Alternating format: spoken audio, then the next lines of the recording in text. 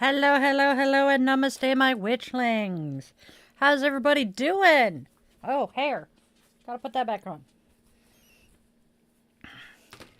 Since my hair is absolutely wild and crazy right now. How's everybody doing? It's been oh so long since we last saw each other.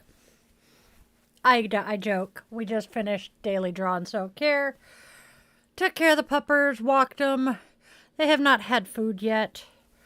But otherwise, all is well. All right. Ha ha. Ah! Earbud took a nosedive. Kamikaze tech, I swear. Sweet boy. Come here, you. Come here. I keep bumping into the poor puppy boy every time I move because for some reason he has decided that lying right behind the wheel of Mom's chair is where he wants to be today. There he goes into his bed. Yay. I'm so worried that I'm going to hurt the little monster. Emphasis on monster today. Let me defuzz just a smidge if this will work. There we go. A little better. Tolerable at least. All right. Hello, everybody. Namaste, my witchlings, and welcome one and all to the Yoga Witch's Cauldron.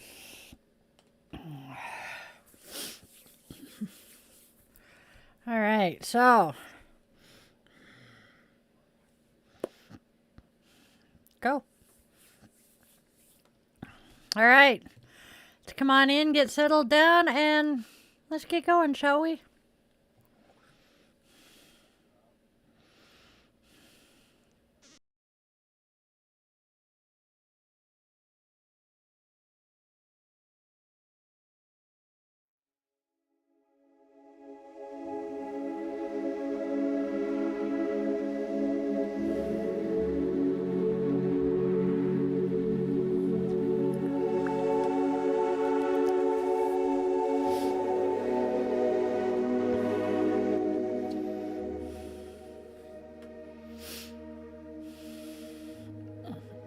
All right.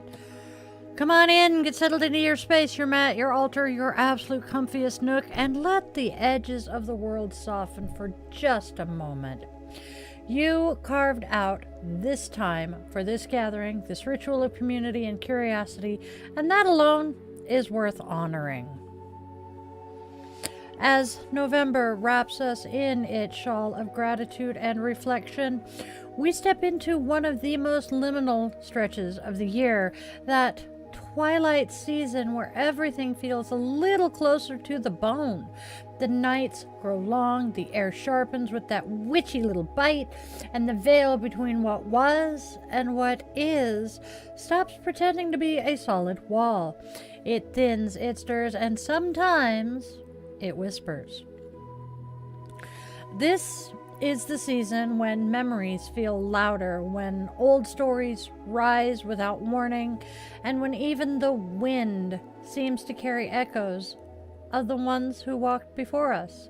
A time when yoga's concept of smriti, remembrance, meets witchcraft's devotion to the ancestors, like two old friends sharing tea.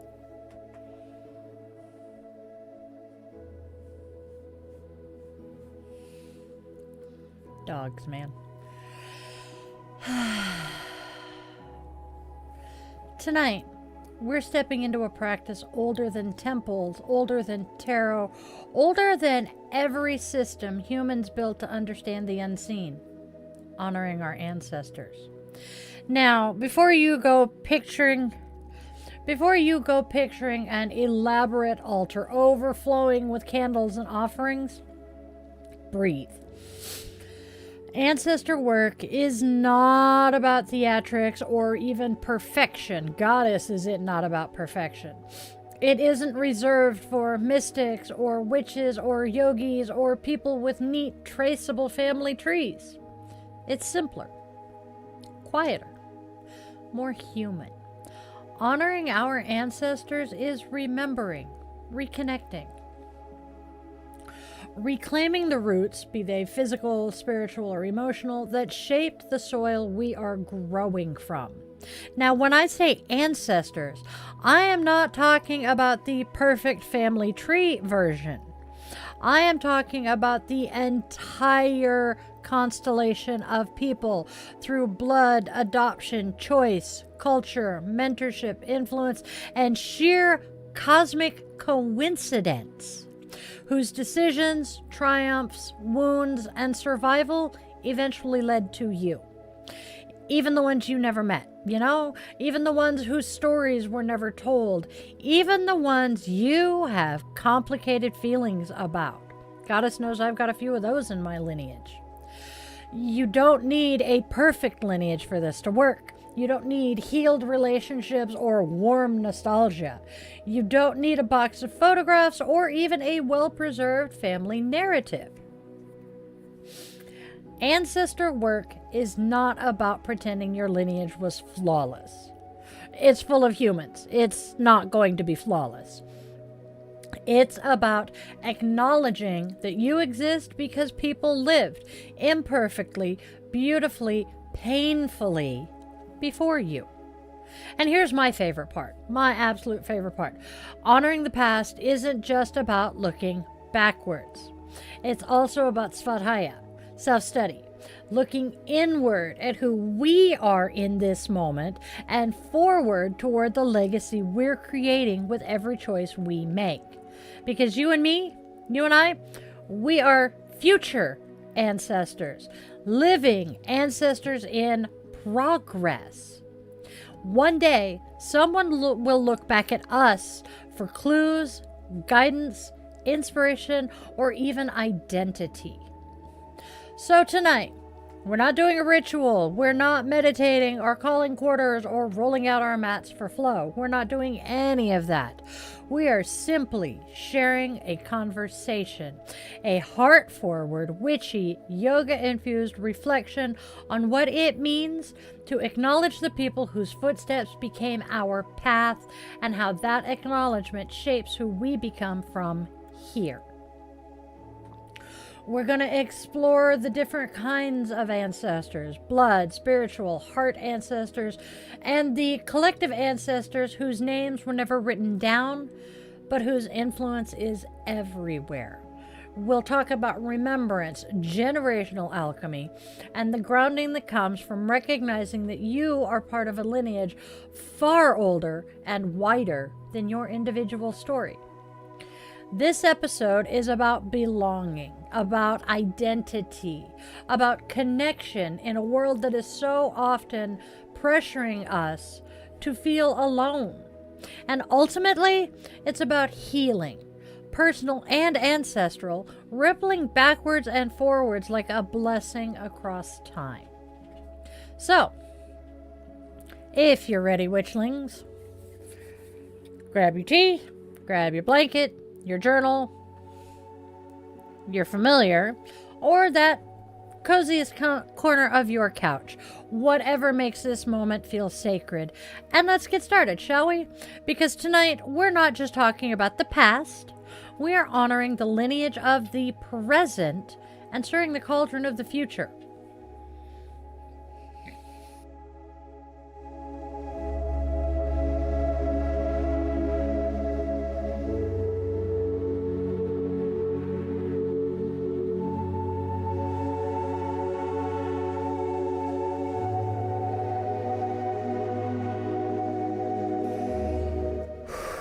All right, let's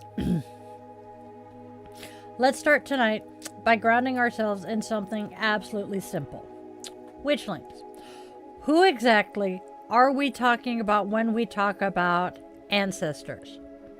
Because depending on your lived experience, your history, your culture, your spiritual path, family dynamics, your joys, and your scars, that one single word can stir up an entire cauldron of emotions.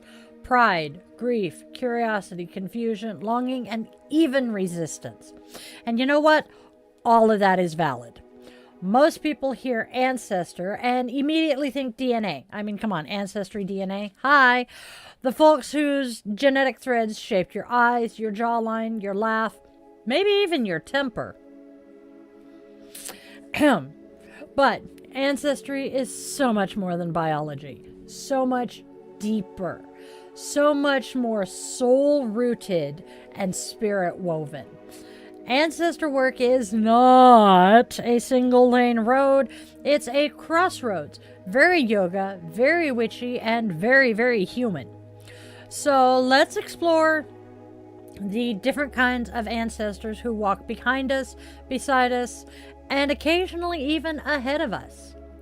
We start with blood ancestors. These are the people most think of first. The ones whose stories are tangled up in your family tree. Your parents, grandparents, great-grandparents, great-great-grandparents, and the vast ocean of ancestors whose names were never written down, but whose lives still ripple through yours in ways you will never fully know. These ancestors weathered storms, literal and metaphorical. Some crossed oceans willingly, others were forced. Some migrated for hope, others fled danger. They survived wars, famines, colonization, pandemics, persecution, political chaos, and the daily grind of trying to keep their families alive and safe. Some were joyful, some were wounded or harmful. Some lived quietly and shaped everything. Some shaped your lineage intentionally, others shaped it by accident. And honoring blood ancestors does not mean glorifying them or pretending they were saints. No lineage is spotless. I'm going to say that again, louder for the people in the back. No lineage is spotless. No family is simple. Ancestor work is not loyalty to perpetrators. It is acknowledgement of impact, of origin, of story. Blood ancestry carries resilience, strengths, instincts, talents, quirks, and sometimes wounds we're here to transform. But it also carries gifts, even when the names are long lost to history. Next, we have ancestors of the heart. This one right here is where the yoga witchy music starts kind of humming for us. Ancestors of the heart are the ones who shaped you not by blood, but by impact. Our chosen family, our spiritual siblings, those friends who stayed with you through the darkness, the mentor who nudged you, none so gently, towards your purpose, the teacher whose one sentence rerouted your entire life. Some of those people are still alive, and some have crossed the veil. Some knew they changed you, some had no clue. But their presence carved something into your being. They carved something into your becoming. These are those soul-level connections. The ones that remind us that family isn't only genetic, it is energetic. It's relational, it's chosen. Then we have spiritual ancestors.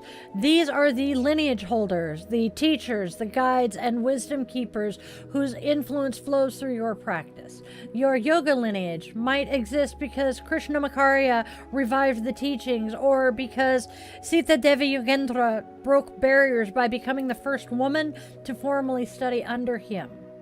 Your witchcraft lineage, it might trace through Scott Cunningham's gentle accessibility, Doreen Valiente's poetry, or Uncle Bucky's whatever he did. Maybe even the countless unnamed midwives who kept the craft alive in secret for centuries. Spiritual ancestors can also be Buddhist teachers like Thich Nhat Hanh, mystics, astrologers, rabbis, poets, philosophers, anyone whose wisdom expanded your consciousness or softened your heart. They weren't perfect. None of them were. Trust me. But their teachings shaped the path you walk today. Their influence lives in your rituals, your choices, and your worldview. And sometimes, Witchling, a spiritual ancestor finds you long before you know you're looking for them. We have collective ancestors. These are the ancestors of all humanity, the ones whose lives, inventions, traditions, rituals, and survival shape the world you inhabit. The indigenous peoples whose stewardship nurtured the land beneath your feet. Excuse me. The ancient cultures whose art and practices echo through time. The early humans who survived fire, famine, drought, migrations, ice ages, plagues long enough for our species to continue. Every single breath you take is made possible by millions of years of human endurance. Collective ancestors remind us that our roots don't just go down. They stretch outward across cultures, across eras, across the vast web of humanity. And then there's you, the living ancestor. This is the part people forget, the part yoga philosophies whisper about constantly. One day, you will be an ancestor. You might shape a bloodline, or a spiritual lineage, or a creative one, or a community one. Your healing becomes the medicine someone else inherits. Your courage becomes someone else's permission. Your boundaries become someone else's safety. Your joy becomes someone else's reminder that joy is even possible.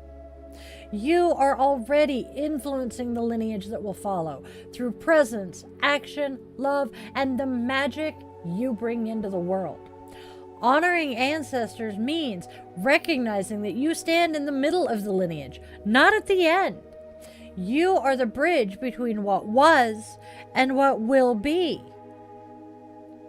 So, when we talk about ancestors, blood, heart, spiritual, collective, what we are really talking about is this truth.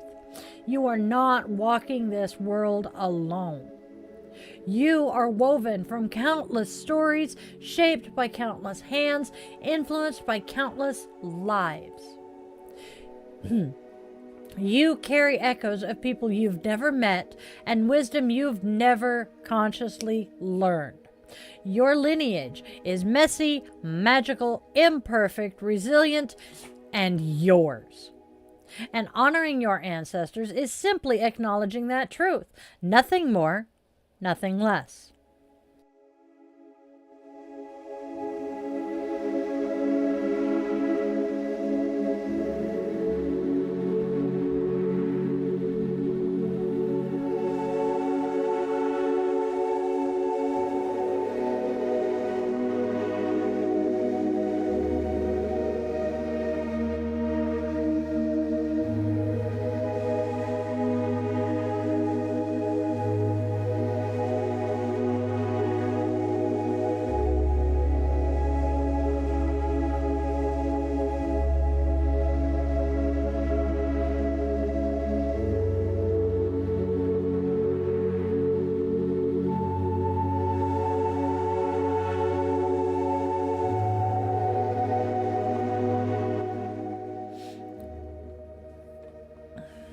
So, why do we do this, Witchlings? Why does ancestral reverence show up everywhere? In witchcraft, yoga lineages, indigenous traditions, ancient philosophies, folk practices, and in cultures that never crossed paths across geography or time. Why? Why does honoring the ones who came before us tug at something deep, primal, and wordless in the human spirit? Tonight, I want to break down this dogma. Tonight, I want to break this down, not as dogma, but as the 5 yoga, witchy, soul-rooted reasons this practice has mattered for thousands of years. Each one is powerful on its own. Together, seriously transformative. All right. First, we have gratitude for life itself. Let's start with the most fundamental truth.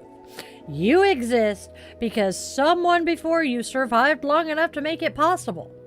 And when you really sit with that, it hits differently. Your ancestors endured wars, famine, colonials. Let's try this sentence again. Your ancestors endured wars, famine, colonization, pandemics, persecution, forced displacement, systemic injustice, and hardships that we can barely imagine. I mean, come on, first world problems. I'm tripping over my tongue and need to talk into the microphone. Oh my gosh. They survived childbirth without medicine. I have all the respect in the world for those women. They survived childbirth without medication, winters without heat, grief without therapy, and losses without support. They chose, stumbled, fought, loved, endured, and somehow, impossibly, the line continued. Millions of lives, thousands of years converged to create you, or me. Honoring ancestors is simply acknowledging that miracle. Excuse me, not saying they were perfect. Oh, dear gods, no. We are not excusing their harm. We are just saying, thank you for surviving long enough for me to be here. In yoga, this is pranadhana, devotion to what is. In witchcraft, gratitude is spell work. In ancestor work, gratitude is the doorway to healing. And sometimes, that's enough. Now let's talk about the mystical but practical parts, accessing our inner resources. Ancestor work helps us tap into inherited soul resources, traits passed through experience, memory, culture, resilience, and energetic imprint.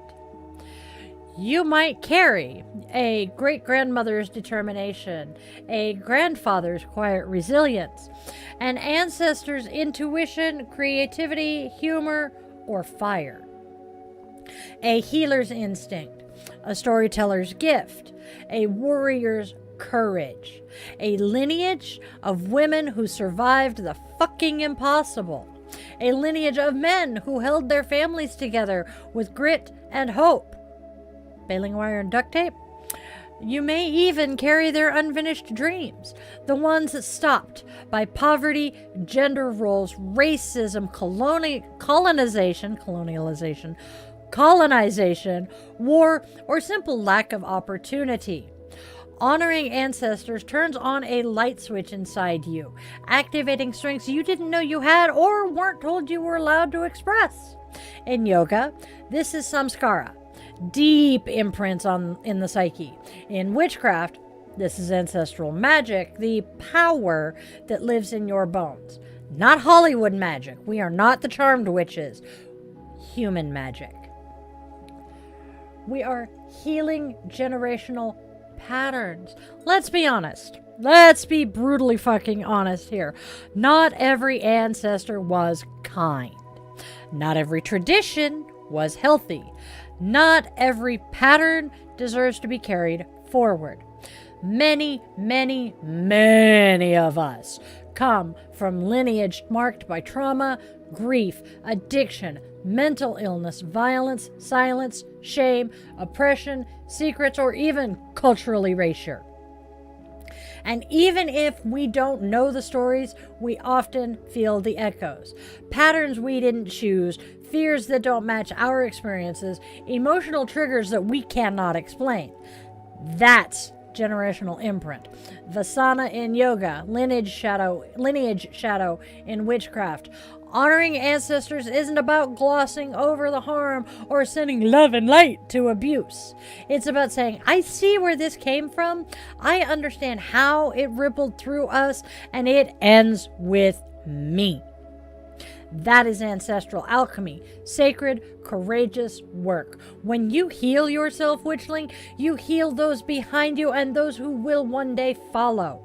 You become the place where the lineage changes direction.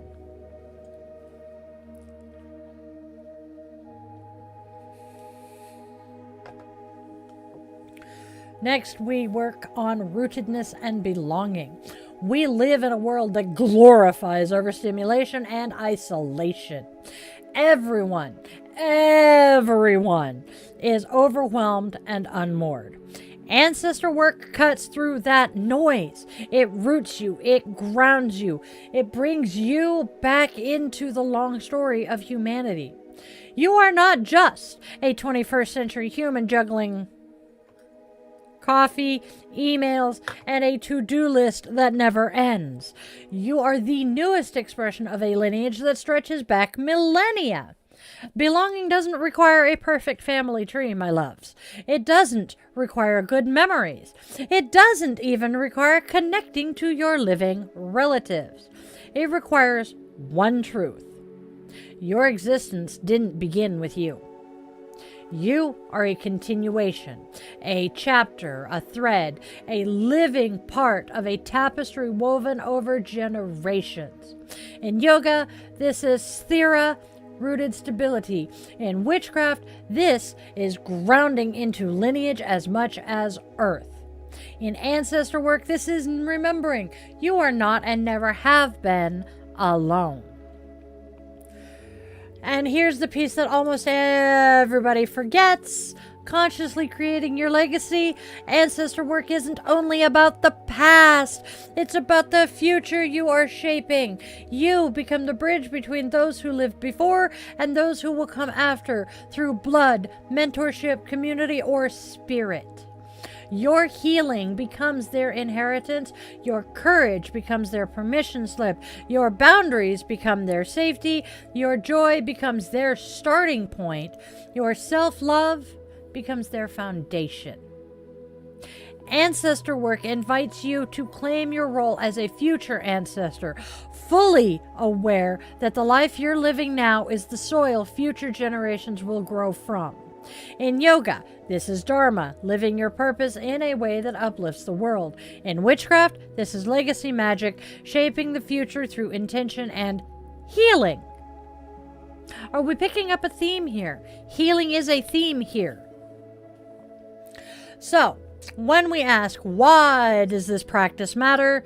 The answer is not just one thing. It is all of this. It's gratitude. It's empowerment. It's healing. It's belonging. It's legacy.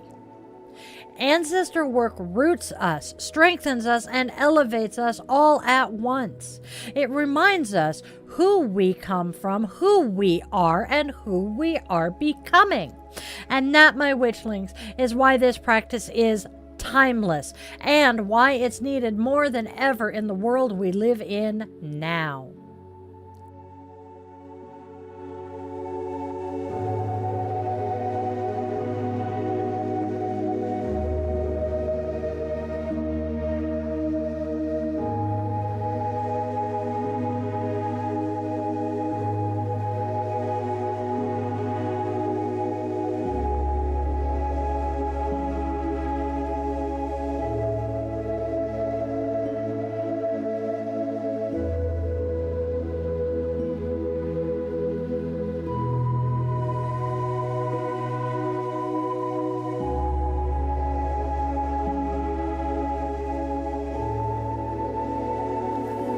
All right.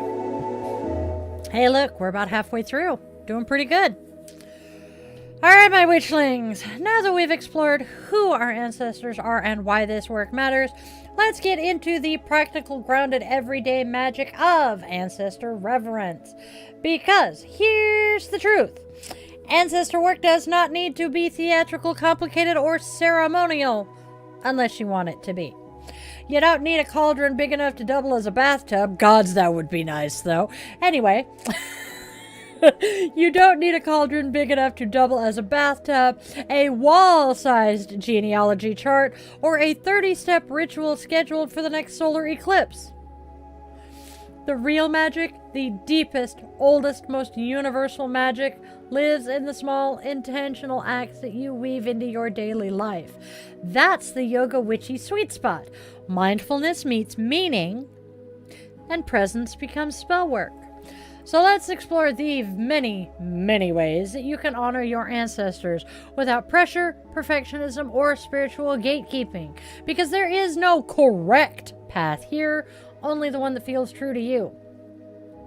Let's begin with the classic, the ancestor altar. I kind of have one right here in front of me. Don't picture a dramatic Hollywood shrine or a shadow-filled Victorian mantle. No, no, no, no, no.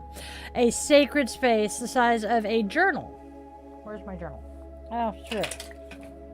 Sacred space the size of a book can shift the energy of an entire room. Now, on this teeny tiny altar, you might place a photo of an ancestor. Doesn't matter what ancestor. Could be Bob Ross for all we care. We'll get there. A candle, either a tea light, a votive, a spell candle, whatever you have. Excuse me. A glass of water, the oldest offering known to humankind. A sprig of rosemary, mugwort, lavender, or any herb tied to memory. A stone from their homeland or a place they loved. A small heirloom or trinket behind me, or simply something that reminds you of them. This altar becomes a doorway, a landing place for gratitude, a seat pulled out at your table, and a reminder that your lineage is welcome and remembered. In yoga, this is Shraddha, devotion and steady trust. In witchcraft, it's the hearth of the magic. In ancestor work, In ancestor work, it's not summoning spirits, it's offering presence.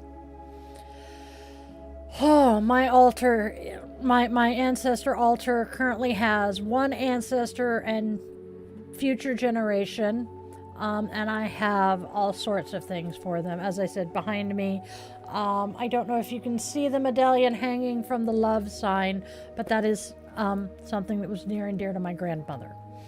Anyway, moving on. Speak their names. Names are spell work. They carry vibration, memory, identity, and energy. Speaking an ancestor's name, be it softly or loudly, is one of the simplest and most potent offerings you can make. You might name a grandparent, a sibling, or a friend who has passed, a mentor who shaped your path, a writer, teacher, yogi, healer, or witch who influenced your life. And if you don't know their names, if there are gaps because of adoption, estrangement, secrecy, assimilation, or erasure, you can still speak the invocation that works across every lineage on earth. My ancestors, known and unknown. That phrase is pure magic. It says, I remember that you existed even if I never knew who you were. In yoga, this resonates with nada, the power of sacred sound.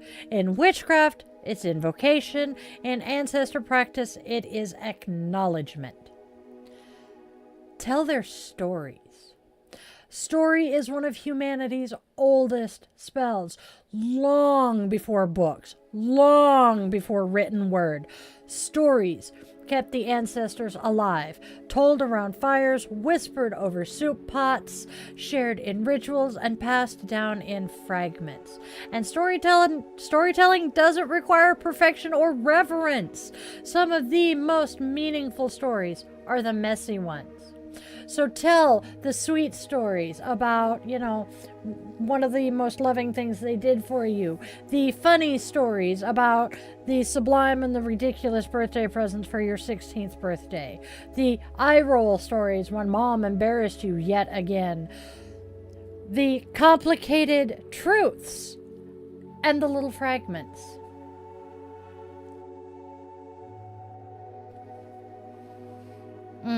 The questions you still wish you could ask. Every time you speak a story, you breathe life into a lineage that might otherwise fall silent. And if you don't know their stories, write new ones. You become the ancestor someone else will one day speak of with gratitude. In yoga, this is smriti, memory as a living thread. In witchcraft, It's oral tradition. In ancestor work, it is remembrance in motion. Here's one that many of us may enjoy. Engage with their culture. One of the most grounding and emotional ways to honor your ancestors is to reconnect with the cultures that shaped them. Culture is ancestral memory made physical. So, some ideas. You might cook foods that your ancestors cooked. Learn a phrase of their language or more. Listen to their traditional music. Wear colors, patterns, or symbols tied to your roots, such as if you are Scottish, wear your family's tartan. Celebrate a holiday they would have known. Light a candle on a meaningful date. My grandparents' birthdays or anniversary is one of my favorites. Look at maps or photos of ancestral homelands. Research traditions that you never learned firsthand. And this is important here. This one's important. You do not need a perfect pedigree to engage respectfully with your own ancestry. You don't need paperwork, proof, or permission. You just need curiosity, humility, care, and respect. In yoga, this is called parampara, lineage passed through time. In witchcraft, it's heritage magic. In ancestor work, it's remembering where your roots first broke through the earth. Another idea, journaling and letters. This is one of my favorites to do. Your journal is more than paper. It is a moving altar, a portal between generations. Write to your ancestors as you would write in your spiritual practice. Write gratitude, ask questions, give confessions, tell them your hopes, your memories, your regrets. Update them on what you're doing in your life. Tell them your longings. What do you desire more than anything? You may never receive a literal answer. The magic, though, is in the offering. In yoga, yet again, this is svadhyaya, self-study. In witchcraft, writing is ink and paper, spell work. In ancestor work, journaling becomes communication across time.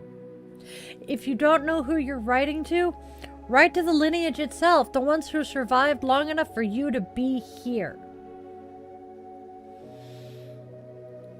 Another option is daily remembrance. This is the subtlest magic, the everyday magic, the magic our ancestors lived with.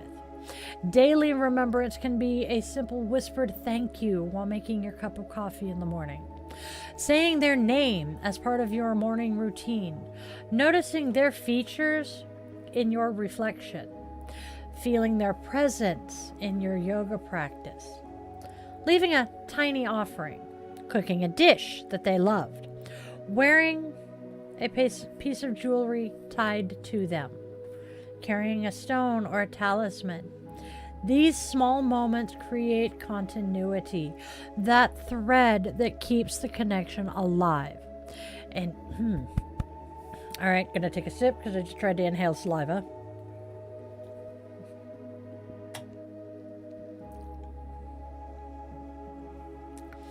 These small moments create continuity, that thread that keeps the connection alive. In yoga, this is abhyasa, steady devotion. In witchcraft, daily ritual. In ancestor work, it's how we keep the channel open.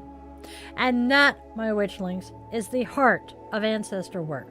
It is not perfection, it is not performance, it is not ceremony for ceremony's sake. It's connection. No, I did not. It is connection, one mindful act at a time.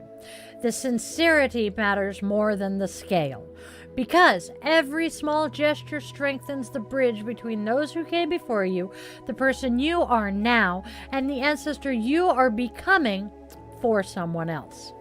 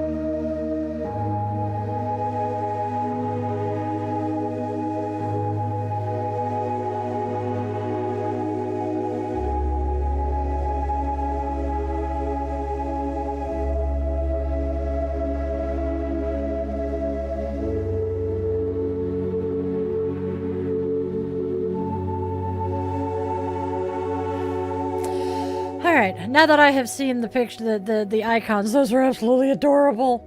All right, moving on. Now I get to tell you my ancestral story.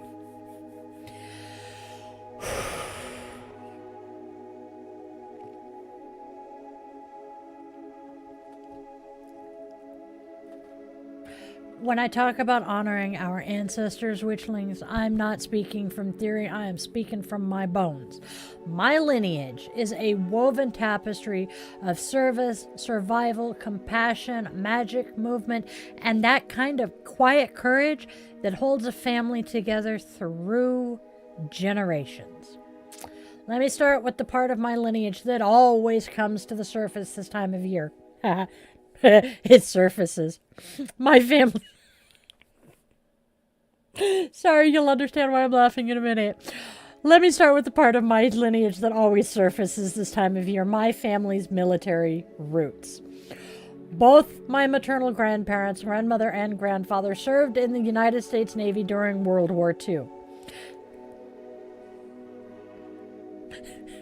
My grandfather was a submarine line officer who lived in those deep, shadowed places where silence could mean survival and a single tiny mistake could mean tragedy. Now, do you get why I'm laughing at the fact that this surfaces this time of year? He served under Captain Dudley Mush Morton alongside my grandfather's best friend, Admiral Richard O'Kane, on the USS Wahoo, a submarine that would eventually be lost at sea.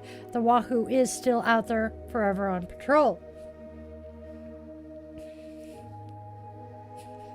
My grandmother, on the other hand, Grandma was a wave and a yeoman second class. She worked shoreside at, the name of the command just escapes me, with such skill that she typically knew my grandfather's boat's movements before grandfather did, because, well, it was her boat to work with. Paris Island, that's where she was. They were what I so lovingly refer to as old school Antifa.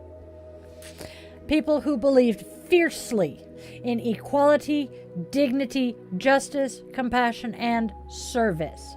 They didn't just wear uniforms, they wore their values. And that thread didn't end with them. My father also served in the Navy. Two of my older brothers served in the Navy.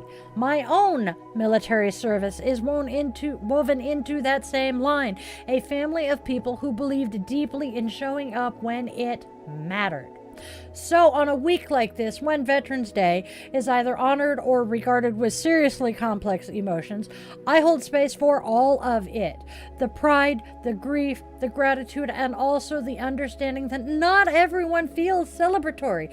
And that is okay too. I have my own complicated feelings about my service and my family's service. Ancestry is complicated. Service is complicated. Legacy, complicated, but the thread still matters. Now, let's shift this lens to another branch of my lineage, the one tied to old stories and old names. On the Barrington side, which comes from my mother's mother, my ancestors carried titles and responsibilities once wrapped in nobility. I mean, Barrington Hall is a thing. Their history reminds me that leadership is not about being placed above others. It's about being accountable for the well-being of the community around you. That sense of sovereignty, the kind grounded in compassion, not ego, still feels alive in me. And then on my daddy's side comes the thread of the Scottish Cunningham clan. So when I stumbled across Scott Cunningham in my early witchcraft studies, it felt like coming home to someone I had known forever. His books were my first lanterns on this path, soft, approachable, and full of wonder. They still, to this day, sit in very special place on my shelves, honored and loved. Maybe he's a distant cousin, maybe he's just a chosen ancestor. More than likely, he's both. Either way, he is part of my magical family. And then there are the collective ancestors. The ones who don't belong to one person, but everyone. If we're going to talk about a universal ancestor of kindness, I hid it from myself. How can we not talk about Mr. Rogers? Oh, excuse me. This man taught generations of us how to feel safely, how to be gentle without being weak, how to hold space for others with an open heart. He was a healer in a hand-knit cardigan, a spiritual ancestor of compassion. And his voice still echoes through so many of our emotional landscapes. Bob Ross taught us that perfection is overrated. Little mistakes, right? Steve Irwin taught us boundless curiosity.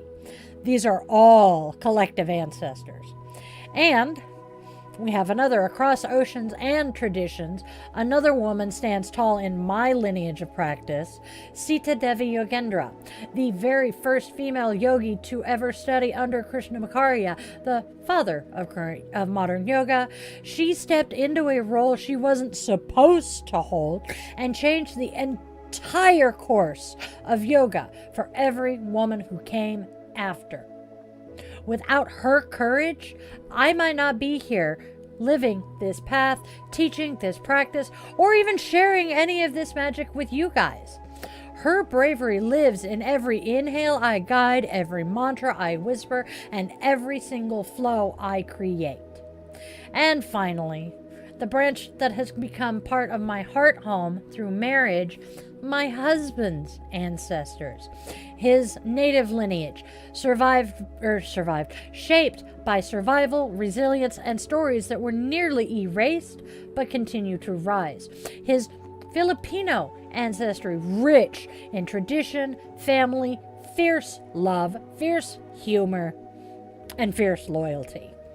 Through him, I honor those lineages as well. I honor what they endured, what they preserved, what they passed down.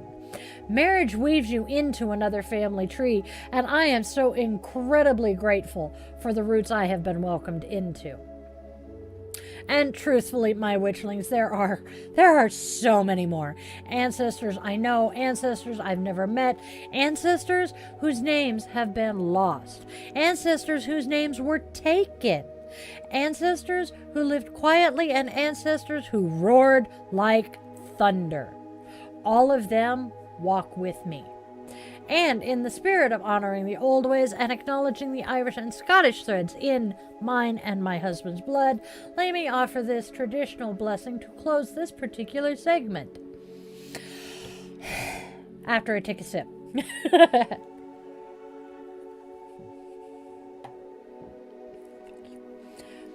May the road rise up to meet you. May the wind be always at your back. May the sun shine warm upon your face and the rains fall soft upon your fields. And until we meet again, may the ancestors hold you gently in the hollow of their hands.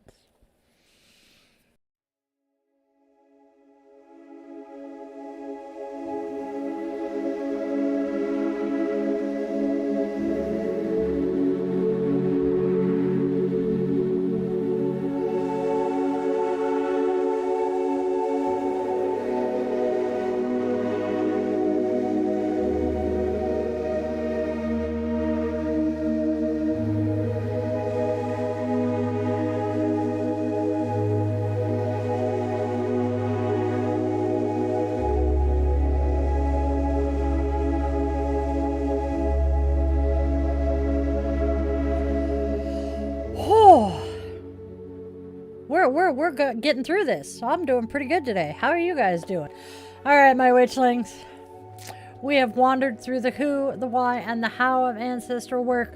We've talked about lineages of blood, lineages of heart and of spirit, and of humanity.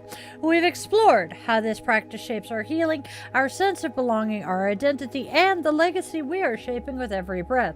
So now, let's talk about you and what you're being invited to do this week. Don't worry, this isn't a quest that requires a metaphysical shopping spree, a 3-hour ritual, or an altar renovation. This isn't about performance or aesthetics or impressing anyone, living or dead. It's not about doing it right. This is about connection. Real, honest connection. The kind that sits at the heart of your yoga witchy practice, whether that practice is ritual heavy, meditation formed, or simply human. Oh, excuse me, that was not supposed to be that loud. Sorry, that was bad. Dr. Pepper talks back. Your invitation this week is simple but powerful. Acknowledge your ancestors. That's it. Acknowledge them in whatever way feels right, safe, and authentic for you.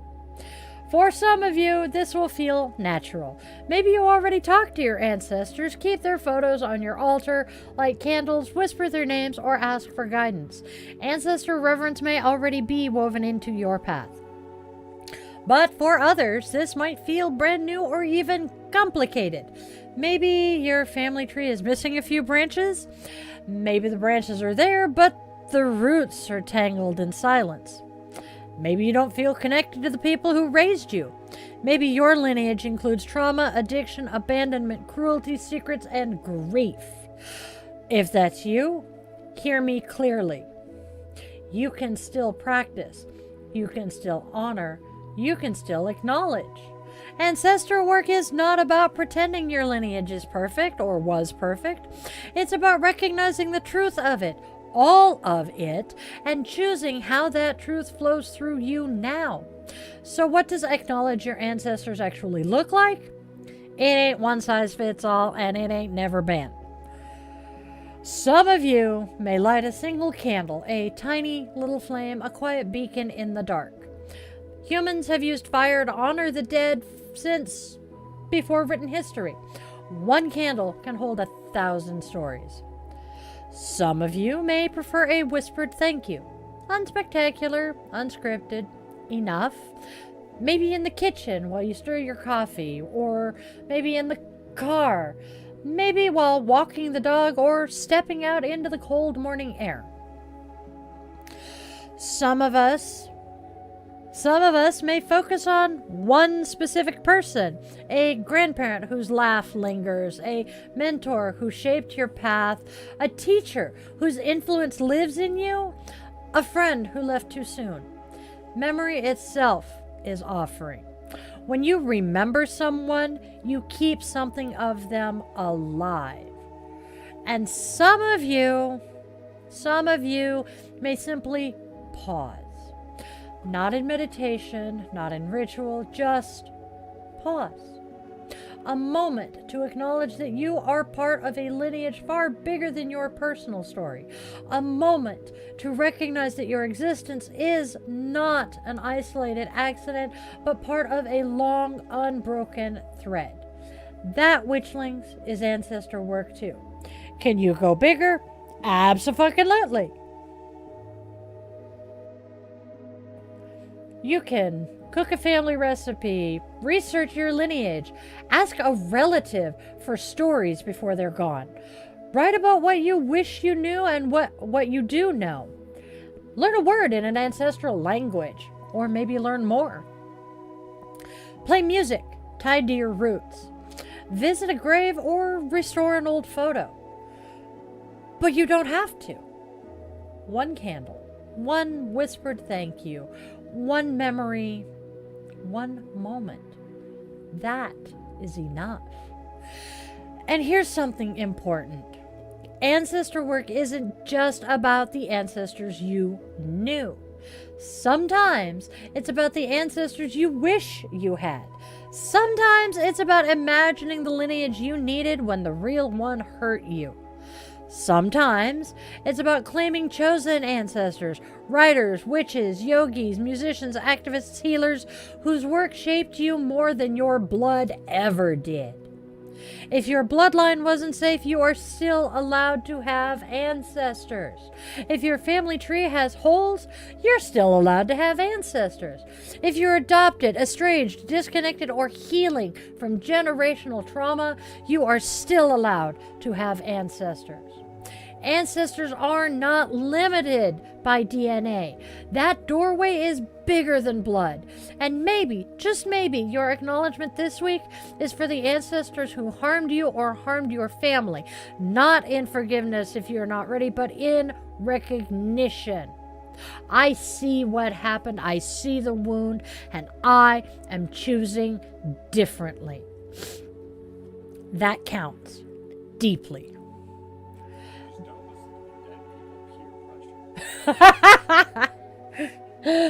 I'm being told just don't listen to the dead people's peer pressure. This challenge, my loves, is simply about making room for whatever kind of acknowledgement feels safe and true for you. No expectations, no pressure, no spiritual checklist, no gatekeeping. Just connection. Just intention. Just one moment where you turn, however gently, toward the past that shaped your present. Let it be sincere. Let it be small, if small is what you have. Let it be soft, if softness is what you can offer. Let it be yours. Because once you begin acknowledging your ancestors, even in the simplest ways, something shifts.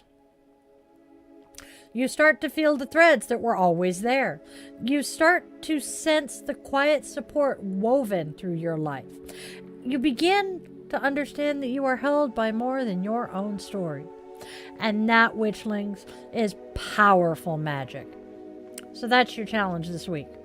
Acknowledge your ancestors in whatever way feels true.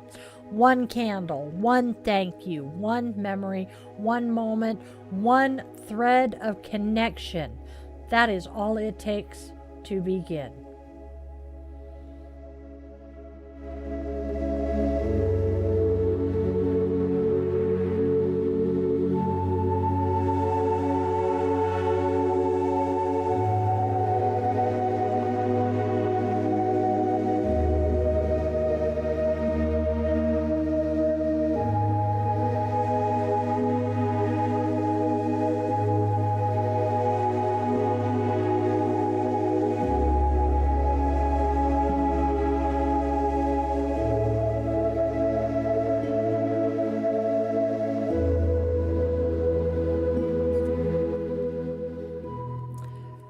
My Witchlings, as we prepare to open our circle tonight, I want to bring everything that we have explored back home, to the heart, to the spirit, to the lineage that walks with each of us, whether we're conscious of it or not. Ancestor work is tender. It's messy.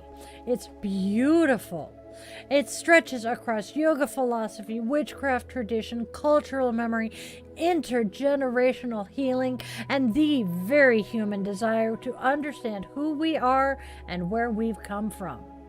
Tonight, you've walked through all of that, the types of ancestors, why this work matters, and how to begin weaving it into your own life. And now we close not with instruction, but with blessing, the way witches bless their circles and yogis honor their practice. This is the seal, the grounding thread, the acknowledgement that what we have opened together tonight matters and deserves to be held with care. Here's your blessing, my Witchlings, woven from lineage, heart, magic, and the quiet wisdom of the mat.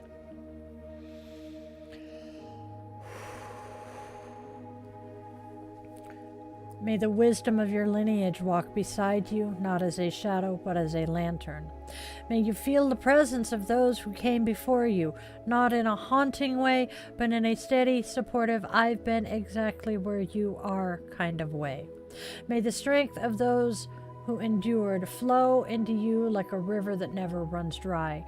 Every ancestor survived something heavy, something hard, something impossible. That endurance didn't vanish when they passed. It lives in your blood, your bones, your energy body.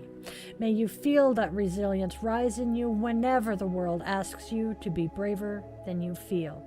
May your heart soften toward your past, toward the parts of your story that hurt, toward the versions of you who had to armor up to survive, toward the ancestors who didn't have the tools, the context, the support, or the freedom to choose differently. Softening isn't forgiveness unless you want it to be. Softening is simply release, a loosening of the grip that old stories hold on your present. May your spirit rise toward your future, bright, open, curious. You are not the end of your lineage. You are a continuation, a turning point, a living ancestor in the making. May your dreams become the ones your descendants will thank you for. May your healing ripple outward in both directions along the timeline. May your present moment be blessed with clarity, grace, and groundedness. May you know what is yours to carry and what is not. May you recognize when you need rest, when you need support, and when you need to step into your power. May you trust your intuition, your body, your practices, yoga and witchcraft alike, to guide you through uncertainty.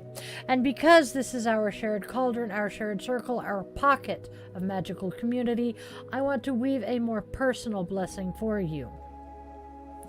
May you trust your path even when the road bends in directions you didn't expect. You've survived every ending you feared you would not. You've rebuilt yourself more than once. You've walked through seasons of darkness and still kept the spark alive. That spark is ancestral. It is holy. It is yours.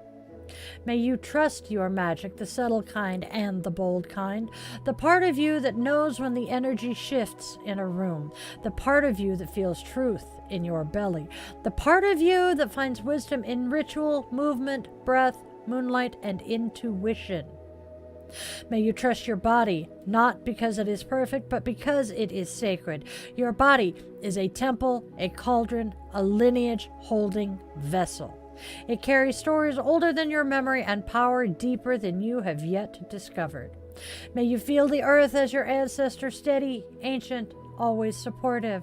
May you feel the sky as your reminder that you are part of something vast. May you feel your life as a thread woven into a tapestry bigger than your individual story. May your boundaries be both firm and loving. You are allowed to protect your energy. You are allowed to choose who sits at your table. You are allowed to say no more to generational patterns that end with you. May your intuition sharpen like a blade and soften like a blessing, balanced, clear, aligned with your highest good. May your ancestors of blood, heart, spirit, and humanity be proud of the healing you are doing, because healing is labor, healing is devotion, healing is ancestral activism. You are doing the work that many before you never had the chance, the safety, the language, or the permission to do. You are not breaking cycles. You are redirecting the entire damned river.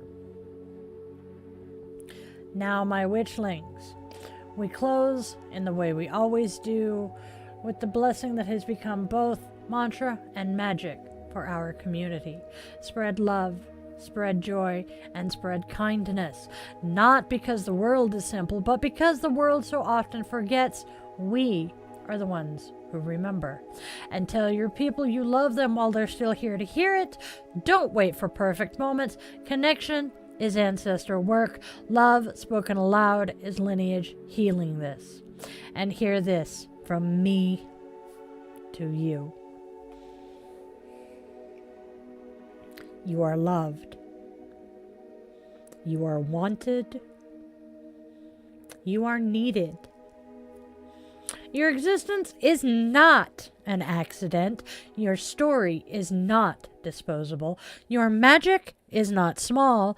Your ancestors, with all their flaws and complexities, are proud that you made it to this moment, that you are living a life more free, more conscious, more intentional than any of them could have imagined.